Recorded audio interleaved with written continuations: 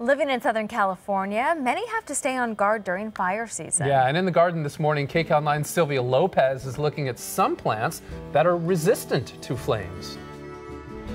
We are in the garden today talking about how to keep fire out of your garden with Nick Federoff from allthingsgreen.com. Nick, thank you for being here. And how are you today? I'm great, thank you. Good. You sure did bring a big mess We here. have a lot to talk about. Look wow. at these weeds, and they probably came out of your garden, how'd right? they get that way? Well, Oh, I'll tell no. you, this is one of the biggest problems that we have with Southern California and the fact that we got a little bit of moisture. Right. We have a lot of weed seeds that are dormant underneath.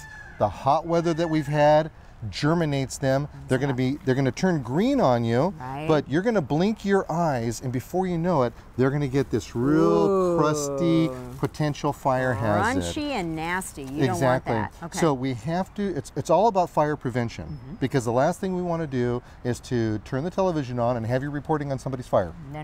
Don't want that to happen. Okay. So what we need to understand is that there are a lot of things that make fire, and of course that's everything that turns brown on us, whether it happens to be things like dead branches. We want to remove them out of the yard and garden.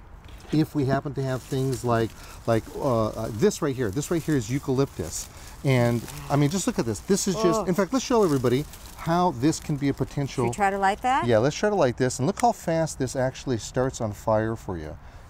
And it's just amazing. Look at that. And see how it's starting to spread? Oh yeah. And all by itself. Very quickly. So we have to be careful of this. Get that all out. Don't do that at home, by the way. Let the professionals do that. Okay, but we want to make sure that we suppress the fires as best as possible, because things like this right here is pretty common off of a palm tree. This is where all the seeds usually set on. Wow. And I've actually seen fires where a palm tree caught on fire, and it jumped from palm tree to palm tree to palm tree, setting a house on fire about a mile away. Oh, wow. That's so scary. remove these kind of things. Get the professionals to do that. Get them out. Now, I don't know if you notice our little mess of leaves over here, but yeah, notice how spongy this is. Oh, yeah. Ironically, this one over here is much better than this. Oh, okay. And tell us why. Well, what you have going on over here is a lot of airspace, and this airspace gets inside and fuels the fire. Right. So we don't want that to happen. What we want to do is, if we're going to cut our weeds down, we're going to be lazy about it. We want to cut them, and we want them to set at as low to the ground as possible. Okay. This has less of a chance of burning and going up in smoke than something like this. And also the wind can really pick this up and carry this much more easily. Exactly. Okay. Now, we're over here at the LA County Arboretum, and you're going to see a lot of these beautiful plants. As a matter of fact, today and tomorrow, they have the Grow Garden Festival. Oh, really exciting. Fun. People coming over, bring the kids, bring the family. A lot of neat stuff happening over here. So that's today and tomorrow. Okay. So you got to make sure of that. But the best part is, all year long, you can see beautiful plants like these that are low in oils.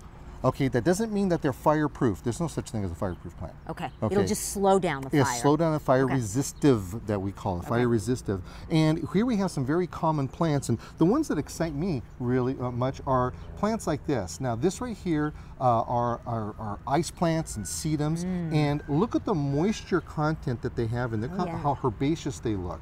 Now, this one behind us is this right here we call a red apple.